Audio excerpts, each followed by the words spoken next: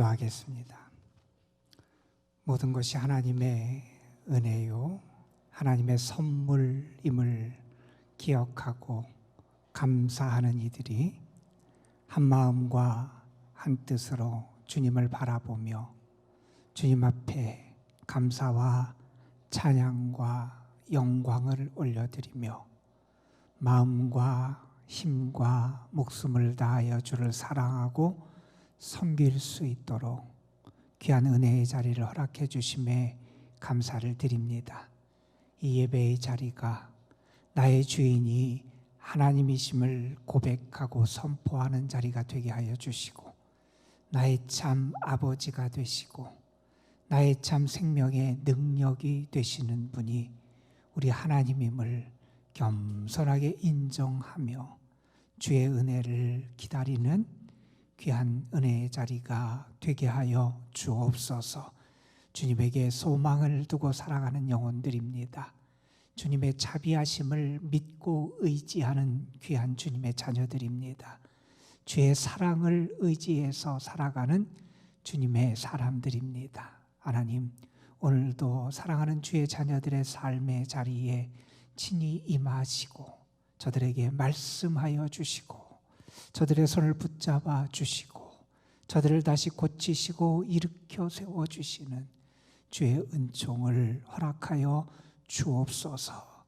예배를 드리는 심령이 그 생명의 주님을 만나게 하시고 하늘의 음성을 듣게 하여 주시고 저들의 삶의 길을 찾게 하여 주시고 하나님의 묘한하고 위대한 그 사랑의 선물 가운데 감사하며 기뻐할 수 있도록 주님, 우리 가운데 역사하여 주옵소서. 하나님의 말씀 앞으로 나아갑니다. 부족한 것을 가려주시고 사랑하는 성도들이 말씀을 통하여 주를 체험하는 역사가 있게 하여 주시고 다시 한번 하나님의 깊은 뜻을 알고 말씀의 약속을 의지하며 말씀 가운데 임하시는 주님의 놀라운 은총을 누리게 하여 주옵소서. 모든 것 주께 의탁하오며 부족한 것을 주께서 가려주실 줄 믿사옵고 우리 구주 예수 그리스도의 이름으로 기도드리옵나이다. 아멘. 믿음의 사람은 어떠한 모습을 보여줄까? 여러 가지 설명이 가능하겠지만 믿음의 사람을 이렇게 설명할 수 있을 것 같습니다.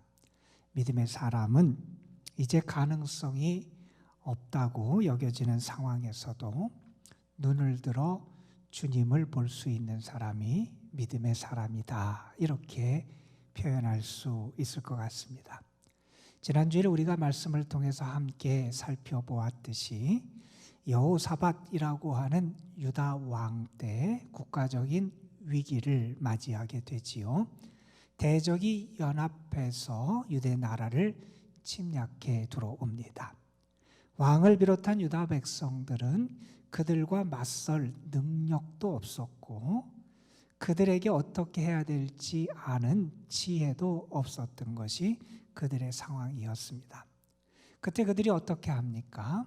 그들은 오직 주만 바라봅니다 라고 하는 고백과 함께 주께 소망을 두게 되고 하나님께서는 그들에게 은혜를 베풀어 주셔서 그들이 칼 한 번 휘두르지 않고 대적들이 자중질환으로 패하도록 그렇게 이끌었던 것이 하나님의 역사하심이었습니다. 이처럼 믿음의 사람은 길이 끝났다고 주저앉는 사람이 아니라 하나님 안에서 길을 발견하는 사람이 믿음의 사람이다. 이렇게 말할 수 있을 것이고, 아니 그 사람은 오히려 길이 끝난 그곳에서 자신이 하나님의 은혜 가운데 길이 돼서 다른 사람들에게 은혜의 통로가 되고 빛을 비추는 삶을 살아가는 것, 그것이 믿음의 사람의 위대함이라고 말할 수 있을 겁니다. 오늘 우리가 너무나 잘 아는 인물인 요셉에 대한 본문의 말씀을 함께 읽었습니다. 오늘 저는 이 말씀을 기초로 해서 위대한 신앙인 요셉에게 나타났던 그러한 믿음의 모습을 함께 더듬어 찾아가기를 원합니다. 지금 요셉이라는 사람은 감옥에 갇혀 있는 상황이지요. 그가 어려움 가운데 처해서 시련을 겪으면서 먼저 그는 노예로 끌려가는 그런 어려움도 그의 삶에 있었지요. 그리고 그가 억울하게 감옥 생활을 하면서 그는 고통의 시간을 보내기도 합니다. 그가 그러한 상황 속에 처해 있었을 때 언제 풀려날지 모르는 상황, 그를 신뢰하고 그를 믿고 의지하는 사람이 그 주변에도 없고, 뿐만 아니라 그에게 도움을 받았던 사람도 그를 외면하는 그러한 상황을 그는 맞이하게 되지요. 다시 말해서 그의 상황은 길이 없는 것 같은 그러한 상황이 그가 처한 현실이라고 말할 수 있을 겁니다. 지금 요셉은 끝없는 기다림의 시간을 보내고 있습니다. 요셉은 끝없는 인내의 시간을 보내야 했습니다. 우리는 그런 얘기를 많이 하지요. 인생은 기다림이다 하는 표현을 쓰기도 하고, 신앙의 과정도 기다림이다 이런 표현을 쓰기도 하지요. 우리는 인생에서 수많은 기다림의 시간들을 가져요. 기다림이라고 하는 것은 때로는 기대도 있고 거기에 소망도 있고 때로는 거기에 신뢰가 담기기도 하는 게 기다림이지요. 뿐만 아니라 우리는 기다림이 얼마나 힘든지도 잘 알아요. 참아내야 되고 이겨내야 되고 견뎌내야 되는 그 시간을 감내해야 되는 것이 기다림의 시간이기도 합니다. 우리가 성경에 보면 많은 사람들이 믿음의 위대한 모습을 보여줬고, 믿음의 위대한 모습을 보여줬던 우리의 선배 신앙인들의 삶 가운데 공통적으로 드러나는 것도 그들이 기다림의 시간을 가졌다 하는 거지요. 믿음의 조상이라고 하는 아브라함, 그가 하나님의 축복의 약속을 받았을 때 그의 나이가 75세였어요. 하나님이 그에게 아들을 주시겠다, 그를 통해서 많은 후손을 갖게 하겠다 약속을 주셨는데, 그 약속이 성취된 것은 그의 나이 100세였어요. 25년의 기다림의 시간을 가졌던 것이 아브라함의 삶이었지요. 오늘 본문에 등장하는 요셉 역시 끝없는 기다림의 시간을 갖게 됩니다. 형들의 시기를 사고 미움을 사서 노예로 팔려갑니다. 그리고 그가 감옥 생활을 하지요. 그가 17살의 나이에 자기 집에서 형들에 의해서 노예로 팔려가게 되고, 그가 나중에 애굽의 총리라고 하는 높은 자리에 올랐던 것은 그의 나이 30세경이었어요. 다시 말해서 그는 13년이라고 하는 고난과 인내의 시간을 가져야 했습니다. 우리가 13년 후에 내가 총리가 되고 13년 후에 내가 출세하게 되고 13년 후에 나에게 많은 것이 보장된다, 이것이 확실했다면 아마 요셉은 그 시간을 견디기가 오히려 쉬웠을지 모릅니다. 무언가 확실한 것이 몇 년 후에 있다 그러면 그래도 어려워도 참고 인내하며 견뎌낼 수 있는 힘이 아마 생길 거예요. 그러나 요셉에게는 그렇지 않았지요. 13년 후에 그가 풀려나고 13년 후에 그가 출세하고 13년 후에 그의 미래가 보장된다는 것이 약속서에 있었던 것이 아니었죠. 하루하루 그는 마치 안개 속을 거니는 것 같은 오리무중의 삶 속에서 살아야 했어요. 내일을 알 수 없고 불안한 시간이 그의 삶에 계속되기도 했습니다. 감옥에 붙잡혀 들어왔고 그가 거기서 만났던 사람들의 꿈을 해석해 주게 되고, 거기서 술 맡은 관원장이 이제 복권될 것을 내다보면서 그에게 부탁했던 요셉의 말이 창세기 40장 14절 15절에 등장을 합니다. 요셉은 그를 향해서 이렇게 부탁을 하지요. 당신이 잘 되거든 나를 생각하고 내게 은혜를 베풀어서 내 사정을 바로에게 아뢰어 이 집에서 나를 건져주소서. 나는 히브리 땅에서 끌려온 자여 여기서도 옥에 갇힐 일을 행하지 아니했습니다. 그런 얘기합니다. 당신이 풀려나게 될 텐데 풀려나면 바로에게 잘 얘기를 해서 나를 이 옥에서 건져주기를 원합니다. 이런 기대를 가졌던 게 요셉의 기대이기도 했습니다. 그는 자기가 겪는 고난을 누구에겐가 하소연하고 싶은 마음도 있었을 것이고 그 음침한 감옥에서 하루속히 벗어나기를 기대하는 그러한 마음을 가지고 있었습니다. 우리가 그런 얘기를 하지요. 우리가 연필이 쓰여지기 위해서는 칼에 깎이든지 연필 깎기에 깎이는 그러한 과정이 필요해요. 깎이지 않고 쓰임 받을 수 없습니다. 요셉은 지금 자기의 삶을 통해서 깎여지는 시간을 지금 갖고 있어요. 자기의 삶이 깎여집니다. 기다림의 시간, 인내의 시간을 그는 보내면서 자기의 삶이 깎이고 자기의 삶이 다듬어지는 그런 시간을 보내고 있습니다. 감옥에 갇힌 요셉의 입장에서 그는 자신의 무력감을 느끼기도 했을 거예요. 자기가 할 수 있는 것이 아무것도 없습니다. 뭔가 잘못해서 감옥 생활을 하면 그래도 덜 억울할지 모르겠는데 누명을 쓰고 감옥 생활을 합니다. 자기가 자기 자신을 건져낼 수도 없을 것 같아요. 자기의 삶의 모습을 보면 쓸모없는 그런 인간처럼 보이기도 했을지도 모릅니다. 그러한 시간을 보내는 요셉, 그의 삶은, 그의 다음의 이야기는 이렇게 전개가 됩니다. 감옥에 있는 요셉, 그곳에 왕의 두 관리가 오게 되지요. 그들도 감옥에 갇히게 됩니다. 그들이 어떤 잘못을 해서 그곳에 갇혔는지 알 수는 없으나 왕의 최측근이라고 말할 수 있는 술을 맡은 관원장, 떡을 굽는 관원장이 옥에 갇히게 됩니다. 당시에 그 절대 왕정 시대에 그런 왕의 음식을 맡고 술을 맡는 사람은 단지 음식을 관리하는 사람이 아니라 왕의 안위를 지키는 사람이고 왕의 신뢰를 받는 사람이고 그리고 왕과 함께 여러 가지 국사를 의논하는 그런 왕과 가까운 사람이었다는 것을 우리는 잘 알지요. 그런 사람들이 옥에 갇혀서 지금 생활을 하고 있습니다. 요셉이 감옥 생활을 하면서 아마도 그들의 시중을 드는 임무를 맡았던 것 같아요. 그들에게 시중을 들고 감옥 생활을 하는데 그 두 사람이 동시에 꿈을 꾸게 됩니다.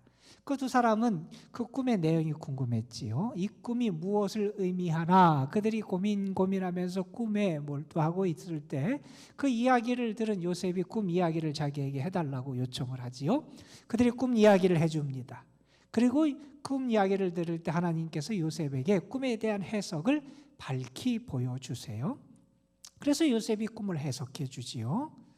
술 맡은 관원장은 복권이 될 것이고 떡을 굽는 관원장은 그의 삶이 그렇게 행복하게 끝나지 않게 될 것을 그가 해석해 주게 됩니다. 그 해석해 주면서 술 맡은 관원장에게 요셉이 부탁을 한 거지요. 당신이 풀려나게 되면, 당신이 잘 되면 나를 생각하고 기억해 줘서 내가 이곳에서 하루빨리 벗어날 수 있도록 도와주십시오. 이렇게 부탁을 하게 됩니다. 감옥에 살면서도 요셉은 하나님 앞에서나 사람 앞에서 성실하게 살아갔던 것 같습니다. 그가 감옥 생활을 한 시간이 결코 짧은 시간이 아니지요. 그가 노예로 팔려가서 애굽의 총리 대신이 될 때까지 13년의 고난의 시간을 가졌는데 그 대부분의 시간을 그는 아마 감옥에서 보냈을 거예요. 초창기에 보디발의 집에서 살았던 얼마간의 시간을 제외한 거의 10년여의 시간을 그는 감옥에서 보내게 됩니다. 성실하게 열심히 그 가운데서도 살아가요. 그런데 그에게 벌어진 결과는 무엇이었을까요, 여러분? 성실히 살아가고 열심히 살아가고 그 가운데서도 잘 고난의 자리에서도 잘 견뎌내며 살아갔다면 그에게 그곳으로부터 자유함의 복이 주어지고 그의 삶의 모든 것이 잘 되는 축복이 나타나기를 우리는 기대합니다. 그가 애굽의 총리 대신이 된 것 물론 나중에 그렇게 됐지요. 그러나 그것은 한참 후에 있었던 일이지요. 그가 자유의 몸이 된 것, 그것도 당장 벌어진 일이 결코 아니었지요. 수많은 시간 후에 그는 자유의 몸이 되었습니다. 당장 그에게 벌어진 일, 그것은 오늘 말씀에 보면 사람들에게 잊혀진 존재가 됐다는 겁니다. 사람들에게 잊혀졌어요. 모든 사람에게 잊혀진 존재로 살아갑니다. 여러분, 누군가에게 잊혀진다는 것이 얼마나 큰 불행인지 우리는 알아요. 그래서 그런 얘기도 하지요. 세상에서 가장 불쌍한 사람은 누구냐? 잊혀진 사람이다. 표현에 의하면 죽은 사람보다도 더 불쌍한 사람이 잊혀진 사람이다. 이렇게 표현할 만큼 괴로움을 당하고 병을 겪고 고독하고 쫓겨나고 수많은 불행을 겪는 많은 사람들보다 가장 불행한 사람이 잊혀진 사람이다 할 만큼 잊혀진다고 하는 것은 너무나 비참한 그러한 일일 겁니다. 상황이 어떻게 전개됩니까? 요셉이 꿈을 해석해 준 대로 일이 진행이 돼요. 술 맡은 관원장이 복권을 해요. 그는 요셉을 기억해야 마땅했을 겁니다. 그런데 그는 요셉을 잊어버리고 맙니다. 오늘 말씀 23절에 보면 이렇게 기록되어 있죠. 술 맡은 관원장이 요셉을 기억하지 못하고 그를 잊었더라. 노예로 팔려간 것도 고통스러운 일이었을 겁니다. 감옥 생활을 하는 것도 고통스러운 일이었을 겁니다. 그런데 잊혀진다고 하는 건 그것은 그가 노예로 팔려가고 감옥 생활을 하는 것만큼 그에게 큰 고통이었을 겁니다. 기대했을 거예요. 술 맡은 관원장이 복권이 된 걸 알았을 거예요. 기뻐했을 거예요. 이제 곧 나에게도 무언가 새 시대, 새 삶이 펼쳐질 것이다 기대했을 겁니다. 그런데 그가 요셉을 잊어버립니다. 우리가 잘 아는 엔도 슈자쿠의 침묵이라는 소설이 있지요. 17세기 봉건 통치 시대에 일본에서 있었던 기독교에 대한 박해를 다루는 그러한 소설이지요. 거기에 이런 장면이 나와요. 두 사람의 농부가 십자가에 매달려요. 바닷가에서 십자가에 매달려요. 십자가에 매달려서 그들이 참혹하게 죽음의 길을 가게 됩니다. 그런데 일본에 선교하러 왔던 포르투갈의 신부가 저 언덕 너머에서 그 장면을 다 보고 있어요. 사람들이 고난을 당하는 장면, 처참하게 학대를 당하고 죽임을 당하는 그 장면을 다 바라봐요. 그러면서 그는 이렇게 하나님을 향하여 탄식을 하지요. 하나님, 과연 하나님이 살아계십니까? 하나님이 존재한다면 왜 하나님은 지금 침묵하십니까? 하나님은 도대체 어디에 계십니까? 나중에 이 사람이 잡혀요. 그리고 그가 위협을 당하는데 어떤 협박과 위협을 당하냐 하면 당신이 기독교를 배교하지 않으면 다른 사람들을 죽이겠다 이런 협박을 당하게 되지요. 결국 그는 기독교의 신앙에서 떠나는 배교의 길을 선택하게 됩니다. 신앙인이 당하는 고통이 많이 있어요. 우리의 삶에서도 때로 경제적인 위험을 겪기도 하고 어려움을 겪기도 하고 육신적인 아픔, 질병의 고통을 당할 때도 있어요. 그러나 우리 신앙인들에게 있어서 가장 큰 고통이라고 한다면 그것은 아마 하나님에 대한 우리의 믿음이 흔들리는 그러한 어려움일 겁니다. 절망스러운 상황, 어려움의 상황에 처하면서 하나님이 과연 살아계신가? 하나님이 과연 나를 사랑하시는가? 하나님이 혹시 나를 잊으신 것은 아닌가?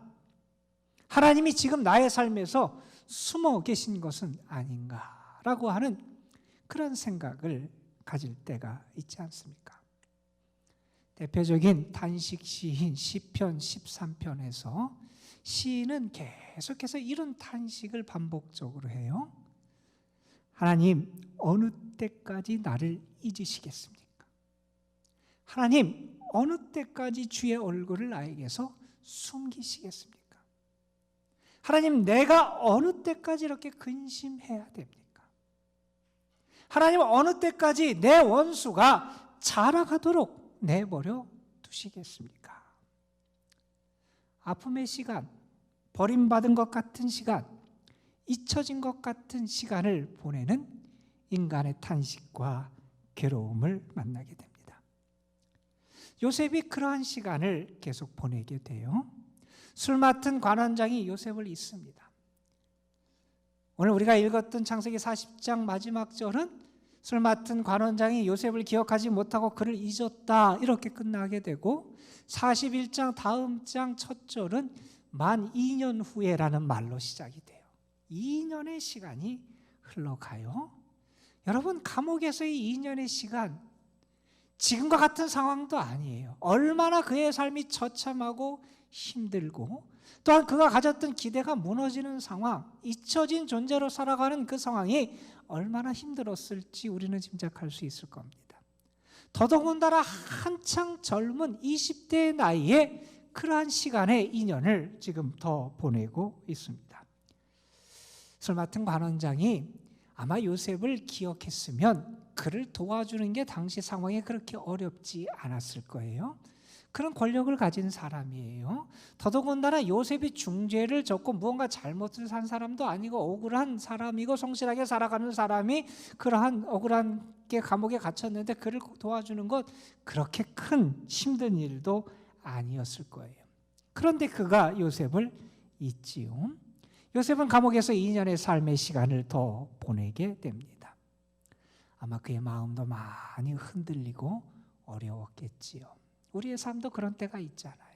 지금 우리가 코로나 때문에 1년 넘게 참 힘든 시간들을 보내고 있는데, 우리의 삶의 어려움을 만나게 되면 우리의 사랑도 흔들리게 되기도 하고, 때로 우리의 믿음이 흔들리기도 하고, 우리의 인생, 우리의 건강이 흔들리는 그러한 시간을 우리가 보내게 돼요.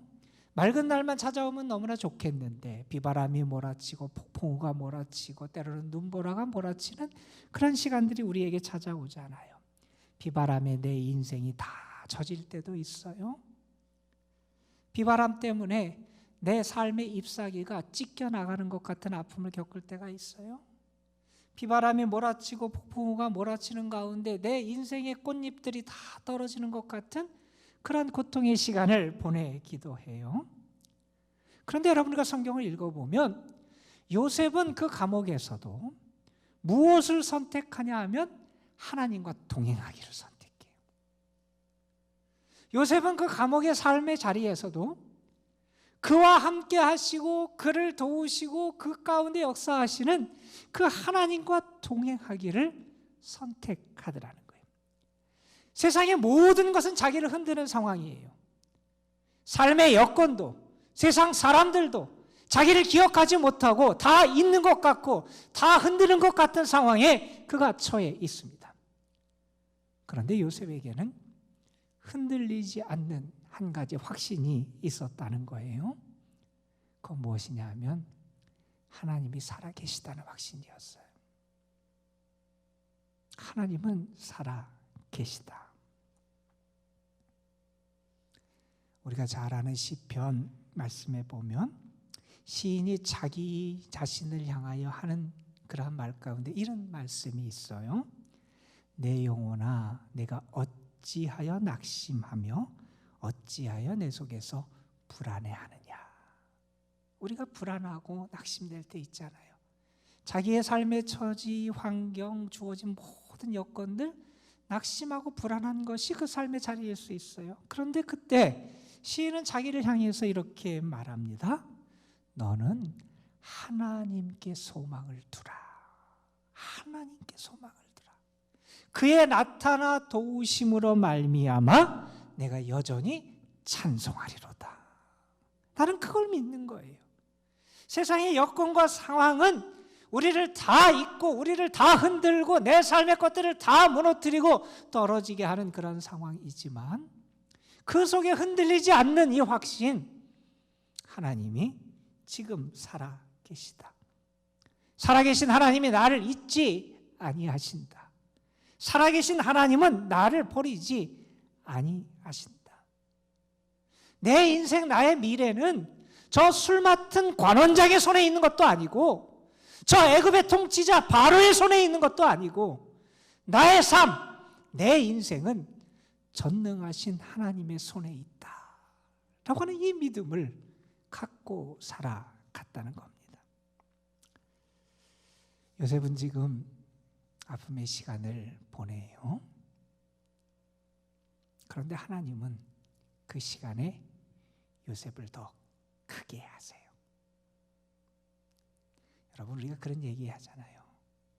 꽃도 척박한 땅에서 핀 꽃이 그 향기가 더 진하다 그러잖아요. 그러한 꽃의 색깔이 더 짙고 아름답다 그러잖아요. 하나님은 지금 요셉을 그렇게 인도하세요. 여러분, 한번 상상을 해보세요.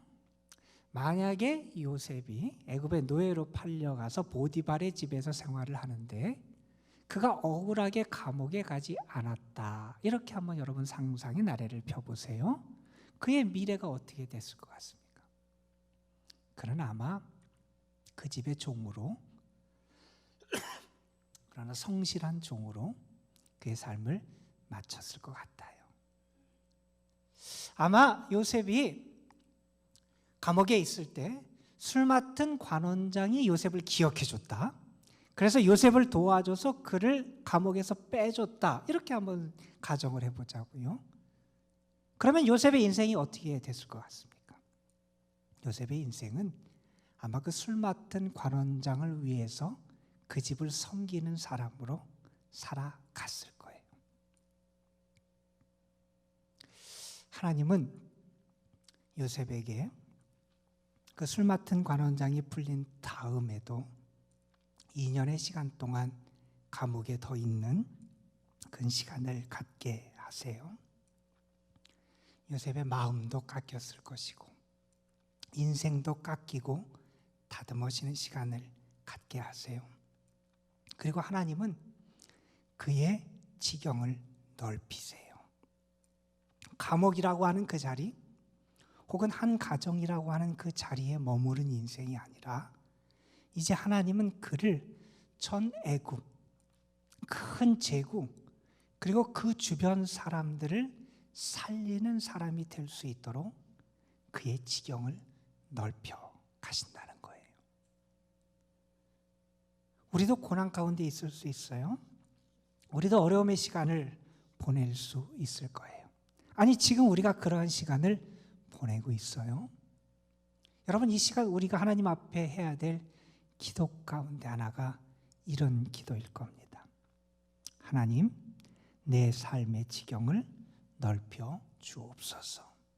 하나님, 이 시간을 통하여 나의 믿음의 지경을 넓혀 주시고, 하나님, 나의 기도의 지경을 넓혀 주시고, 하나님, 나의 영향력의 지경을 넓혀 주시고, 하나님, 나의 섬김의 지경을 넓혀 주옵소서.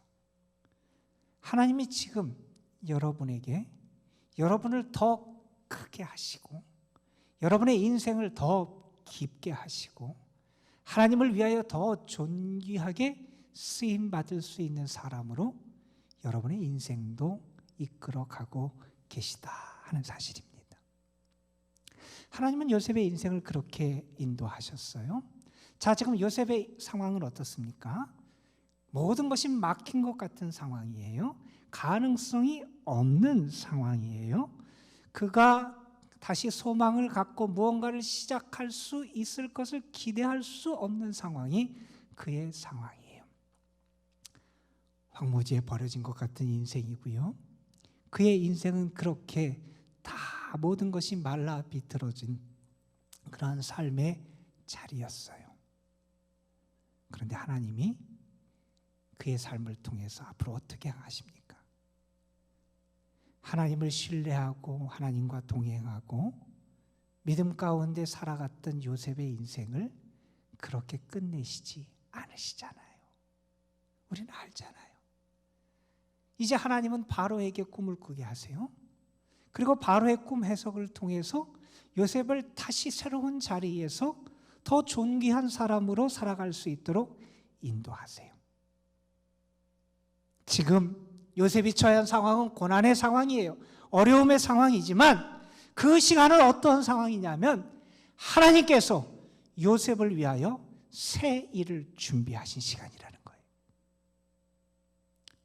우리가 좋아하는 성경 말씀에 보면 하나님께서 이제 나라가 망하고 포로로 끌려가고 낙심과 절망 가운데 있는 이스라엘 백성들에게 주시는 위로와 소망과 회복의 약속의 말씀 가운데 이런 말씀이 기록되어 있어요. 이사야의 말씀이에요. 보라, 내가 새 일을 행하리니 이제 나타낼 것이라. 너희가 그것을 알지 못하겠느냐? 반드시 내가 광야의 길을 사막에 강을 내리라 하는 말씀을 해요. 나라가 망했어요. 포로로 끌려갔어요. 그들의 능력, 그들의 힘을 통하여 회복될 수 있는 가능성이 없어요. 다 끝난 것 같고 다 망한 것 같고 이제 그들의 삶 자체가 사막화된 것 같은 그러한 자리예요. 그런데 하나님 말씀하세요. 내가 그 광야의 길을 내겠다는 거예요. 그 광야의 강을 내겠다는 거예요. 불가능한 일처럼 보이잖아요.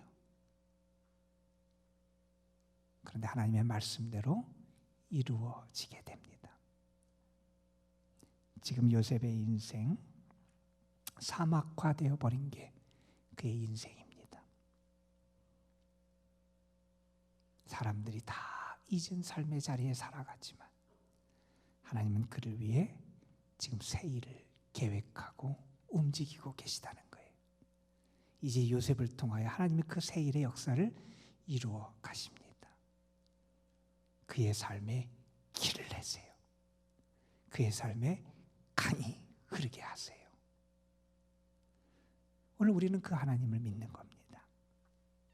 하나님이 분명히 요셉의 지경을 넓히시고 그의 삶에 길을 내셨듯이 우리의 삶에도 그러한 은혜를 베풀어 주시는 것이 우리가 믿는 하나님이라는 겁니다. 어느 시인의 글 가운데 나오는 그 표현을 오늘 설교 제목으로 삼았어요. 거기 전체를 소개할 수는 없지만 그 일부 앞부분을 소개하면 이런 시가 있어요. 길이 끝나는 곳에서도 길이 있다. 길이 끝나는 곳에서도 길이 되는 사람이 있다. 끝났어요. 다 끝났다고 사람들은 포기하는데 하나님이 길을 여세요. 이제 막혔다고 생각하고 다 소망이 없다고 생각하는데 하나님이 그 사람을 들어 쓰세요. 그 사람이 길이 되게 하신다는 거예요. 요셉에게 그렇게 역사하신 하나님이 이 한 주간도 여러분을 그렇게 사용하시고 여러분을 통해서 일하시는 은혜가 가득하시기를 주님의 이름으로 축복합니다. 기도하시겠습니다. 아버지 하나님, 우리의 삶에 모든 것이 막히고 세상이 우리를 잊고 버린 것 같은 그런 상황에 처할 때도 많이 있습니다. 모든 가능성이 사라진 광야, 황무지, 사막 같은 자리에 처한 것 같은 그런 어려움을 맞이할 때도 있습니다. 그러나 분명히 믿습니다. 길이 끝난 곳, 그래서 아무것도 될 수 없다고 하는 그곳에 그러나 하나님이 역사하시면 길이 열릴 줄로 믿습니다. 길이 끝난 곳에서 하나님의 은혜 가운데 새 길을 열어가고 희망을 주고 사람을 살리는 길이 되는 사람이 하나님께서 세우는 사람이 되고 그 사람을 통하여 하나님의 은혜의 역사가 나타나게 하실 줄로 믿습니다. 오늘 우리의 삶이 그리고 이 한 주간 우리의 삶이 요셉 같은 하나님의 은혜를 경험하는 삶이 되게 하옵소서. 우리 구주 예수 그리스도의 이름으로 기도드리옵나이다. 아멘.